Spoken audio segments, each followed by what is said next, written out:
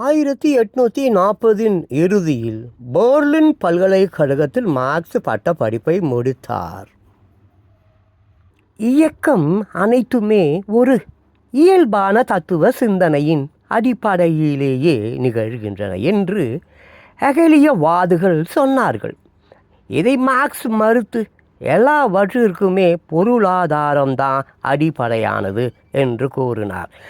1840 இறுதியில் பெர்லின் பல்கலைக்கழகத்தில் மார்க்ஸ் பட்டப்படிப்பை முடித்தார். அதன் பிறகு அவர் முனைவர் பட்டத்திற்கு தயாரானார்.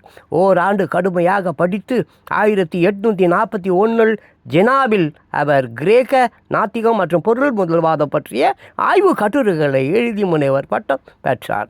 அதன் பிறகு அவர் கொலான் நகருக்கு சென்றார். அங்கு ரெய்னிஷ் எய்ஸ்டுங் என்ற பெயரில் ஒரு முற்போக்கு பத்திரிகை வெளிவந்து கொண்டிருந்தது. அந்த பத்திரிகையில் மார்க்ஸ் ஆசிரியராக சேர்ந்தார்.